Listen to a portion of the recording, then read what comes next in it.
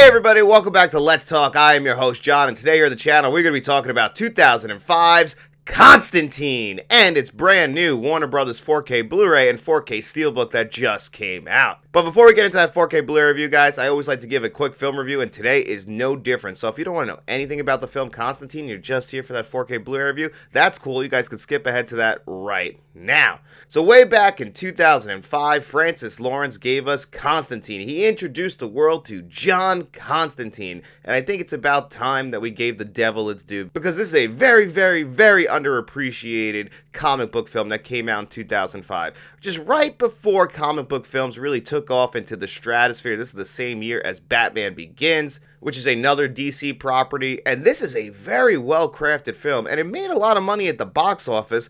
I'm not too sure why we never got that sequel or why people really don't talk about this movie that much, and I'm guilty of this too, because back in 2005, February 18, 2005, I didn't go see this movie in the theaters. It kind of blew by me just like Batman Begins did. I guess I was kind of at a low when it comes to comic book films, and I just wasn't seeing those in the movies at the time. I remember I didn't see Batman Begins until it was on DVD. I didn't see Constantine until I actually met my wife. My wife, Faith, who happens to be a big fan of Keanu Reeves and also a really big fan of the movie Constantine, wanted to watch it one night. She's also a big fan of Shia LaBeouf. I think that's really what sold her on this. Big fan of the movie Holes. She kind of grew up with that Disney Channel show, Even Stevens.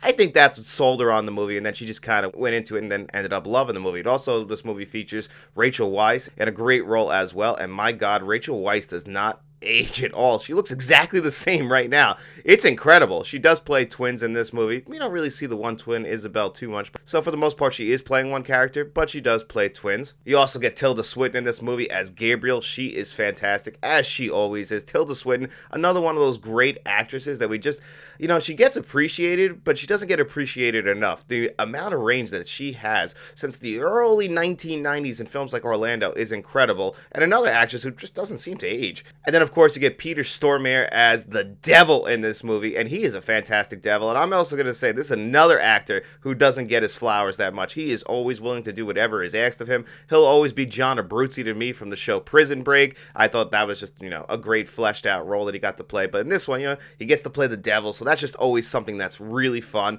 And he's one of the best movie devils that I have ever seen. He doesn't pop up until the end of this movie, but he is still fantastic. But we're here to talk about John Constantine. And how many times has Keanu Reeves played a character named John? My God. Hi. My name's John. John Wick, Johnny Utah, Johnny Mnemonic. His name's Jonathan in Bram Stoker's Dracula. This guy's just always cast with the name John. It always blows my mind. I don't know. He doesn't look like a John to me, Keanu, but at this point, I guess he kind of is. They always name him John, and John is such a stupid name, isn't it?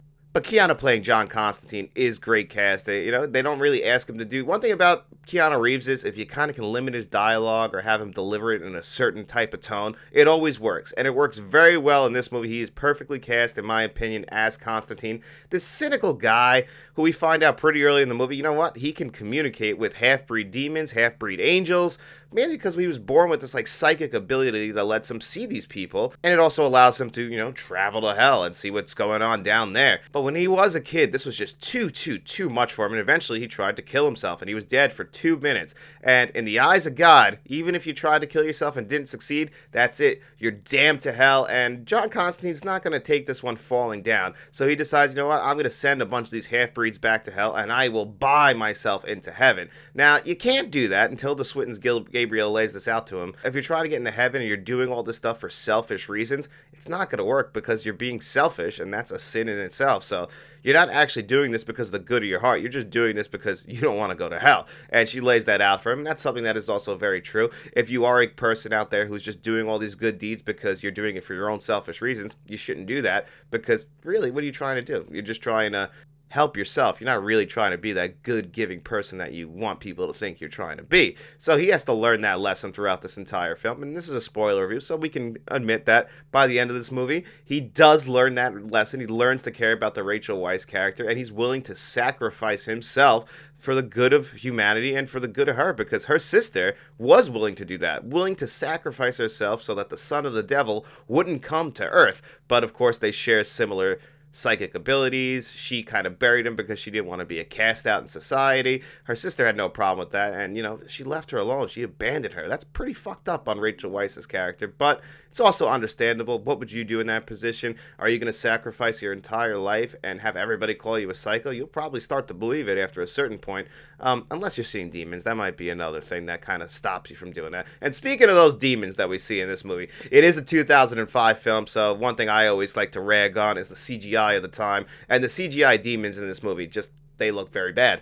Even going to 4K Blu-ray, there's no way to really clean that up unless we do all that stuff over. We're not going to do that. It doesn't take me out of the movie, mainly because, yes, those CGI demons do look bad, but this isn't a film that's shot on a big CGI set or anything like that where we're just shooting in front of green screens. No, this is actually shot on some beautiful looking sets. All the sets look very different. Some just beautiful set pieces. The movie is shot incredibly. They describe this movie as a saturated noir, and that does make a lot of sense. With the way you shoot this movie, you're using a lot of shots from noir films, but they're just very, very saturated. The color's just kind of blown out. We got a lot of those oranges, greens, and blues in this movie. Some beautiful shots. There's a shot very early in the movie, during that first, exorcism scene.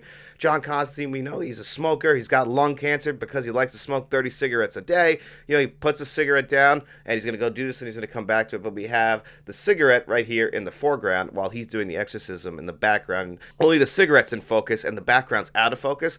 I just thought that shot was absolutely beautiful. The director, Francis Lawrence, was a music video director, and you could see that just with a lot of the top-down shots in this movie, the way rain looks. This is a guy who, he knows how to get some beautiful-looking shots. That's why a lot of music video directors do translate well into film. This was actually the first film he ever directed, and the last person he had to sell on this movie was Keanu Reeves, and Keanu Reeves even said Keanu Reeves told the producers he did not want to work with a music video director, but Francis Lawrence sold them on the movie. He loved his vision, and you know what? That vision really did come to fruition in this film. It's a fantastic movie that holds up so well. There are some moments of humor that I don't necessarily think work in this film, but I get it. It's a comic book film, but for a comic book film from 2005, it's really not as cheesy as you would think. A lot of movies at that time, I was expecting this to be like a Batman and Robin. I'm assuming that's why I kind of wrote it off at the time.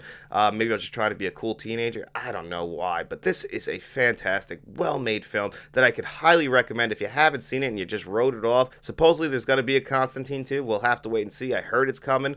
We'll wait and see on that one. But if you haven't seen the original Constantine, and even if you don't want to check out this 4K Blu-ray, I think it's very much worth your time. But let's talk about that 4K Blu-ray right now.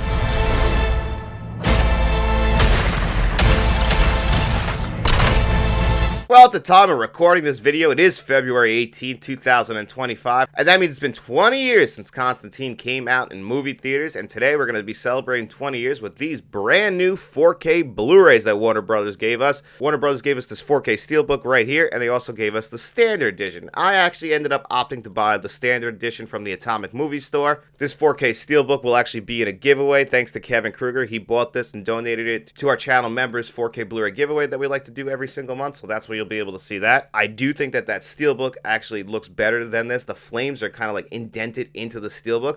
I do like the slipcover edition. I don't mind buying this one at all. It's got this matte finish on it. It looks nice. I get why people might go for the steelbook, but I wanted to save a little bit of money, and the standard edition is more than fine for that. Warner Brothers is one of those studios that doesn't like to give us too much inside. We're lucky we still get that digital code. But it's just a one-disc 4K Blu-ray. All of your extras are going to be on that 4K Blu-ray. And what do I always complain about here on the channel, guys? We never get any new extras, right? Well, they gave us a brand new extra where Francis Lawrence, the director, sat down with Keanu Reeves, and they just did an interview talking about 20 years of this movie. And it was great. It was a fantastic interview. I absolutely loved it. Keanu Reeves is always just one of those people. He's such a nice guy. Francis Lawrence seems like such a nice guy as well. And you watch that, and I loved it. I loved every second of it. And then the next extra is the old making of documentary from 2005. And I mean, Francis Lawrence had to be a little bit upset about this. Back in 2005, he was a good-looking young man. I was like, oh, I'm very impressed with how this guy looks. Keanu Reeves, on the other hand, since those 20 years have gone by, he has aged even better, while Francis Lawrence looks like a guy who's aged 20 years. He looks like an older man now. It's just got to make him super depressed sitting next to Keanu and being like, you motherfucker, you actually look better now somehow. I don't know how he does it. But anyway, I just love the extras on here. Yes, that's the only new extra. Everything else is archival extras, and they fit it all onto this 4K 4K Blu-ray disc. I really did appreciate that. I always complain about never getting any new extras, and for them to actually do one for this movie, which is great, just showing how much this movie has built up a cult following over the 20 years that they actually had to sit down and talk about it. I love that. I'm just such a huge extra junkie. It made me so happy to see them actually do something like that. And then, of course, to include the previously released archival extras. Bravo, Warner Bros. You actually did something that I really appreciate. I don't appreciate you guys only making this a one-disc set, even though I really can't complain too much about necessarily this 4K Blu-ray, because as we get into the audio, we get a new Dolby Atmos track. And I remember a time when Warner Brothers never used Dolby Atmos tracks. Now it just feels like every one of their discs has a Dolby Atmos track on it, and I really do appreciate it. Sometimes they're not the greatest, but ones like this, they are really, really good. Well mixed, good sound design. You know, the movie's not that old. It's 20 years old. I guess that's old now, right? What is 20 years old considered old? Oh my God, I'm getting old. But anyway, you know, the sound mix at the time was probably not that bad. I don't like every time I've ever heard this movie, I always thought it sounded great. I thought it would be a great mix when they eventually brought this to like a Dolby Atmos track, and sure enough, it is a very good Dolby Atmos track, very well mixed, really sending it around to all the channels. I really did appreciate that. Felt pretty immersive. Again, not something like Evil Dead Rise, which I consider to be one of the best Dolby Atmos tracks, but no, this is still a very, very, very solid one. I don't think it's going to give your system a workout, but it's definitely going to make good use of it. And now, as far as those visuals go, it is a native 4K. It does have HDR10 and Dolby Vision. Another thing I remember is when Warner Bros. Never wanted to use Dolby Vision. You get that on here. The Dolby Vision and HDR10, I would say, are very, very, very comparable. Maybe the Dolby Vision is slightly better. Again, to the naked eye, I'm not really noticing a huge difference in the two. I remember the first time I saw this movie. It was probably like 2011, 2012. Saw it on streaming. I thought this movie looked beautiful on that, and I can specifically remember saying to my wife at the time, because I had just started collecting Blu-rays again in 2012, I got to get the Constantine Blu-ray because this looks beautiful on streaming. And this is the early days of streaming, so it probably looked like shit. But I thought the movie just was shot incredibly well. And it is, like we talked about in the film review. It's a saturated noir, they called this. So the colors just pop off the screen. So, of course, when we translate this to 4K Blu-ray, as I expected, it is a beautiful 4K Blu-ray transfer. I mean, the deep blacks in this, the inky deep blacks are gorgeous. The colors pop off your screen. I mean, it's a beautiful looking 4K Blu-ray. Warner Brothers does do some beautiful looking 4K Blu-rays. You can say anything you want about them, but when it comes to the visual transfers, they usually nail it. And from what I understand, they use the same studio, or at least that studio like does the finishing touches on it, as Arrow Video. And Arrow Video, I believe, does some of the best 4K transfers as well. So Warner Brothers, I think, is following suit with that, and that's why we end up with some beautiful looking studio level 4K Blu-rays. Now, Warner Brothers being Warner Brothers, they do cut some corners, whereas Arrow Video, you know, gives us these beautiful packaging. Like I said, the steelbook is really nice. I just know it's upsetting for a lot of people who especially watch this channel, who buy these 4K Blu-rays for the Blu-ray that's packed in to get the, you know, the downgraded 2K scan of it. I understand that frustration, and, you know, clearly it's just a cost-cutting measure for them not to include the Blu-ray and not adjust the price for it, so that does frustrate me as well, and I can understand what you guys are going through. Now, me, I'm just going to watch the 4K Blu-ray. I wish the extras were, like, you know, and I kind of appreciate them being on the same disc. I pop the disc in. As long as everything runs crisp and clear and clean and I have no issues like I did with this disc, I really can't complain too much. So overall, I really thought that Constantine was a very solid 4K Blu-ray release. I had an absolute blast revisiting this movie.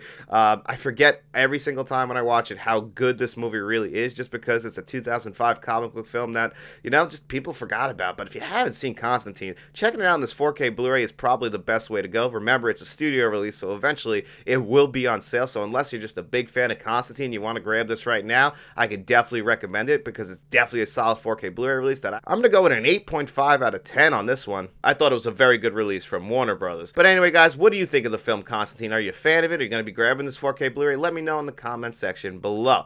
And guys, don't forget, we also have channel memberships. So if you want to become a friend of the channel, or you want to become a channel producer, where you will be entered into that giveaway to win the Constantine 4K Steelbook, or other options as well. You don't have to take that if you don't want to. We have that tier as well, where you'll find John Doe Juggalo. We also have the Directors tier, where you'll find Kevin Kruger. And then we have our Bankroll tier, where you're going to find Frank from Frank's Media and Reviews and Mr. Smelly Potato. But as always, guys, if you don't have any money to throw away, we don't mind at all. We just hope you enjoyed the video. And if you did, don't forget to like, share, and subscribe. Get out in those streets, tell your friends about us, and then we'll be seeing you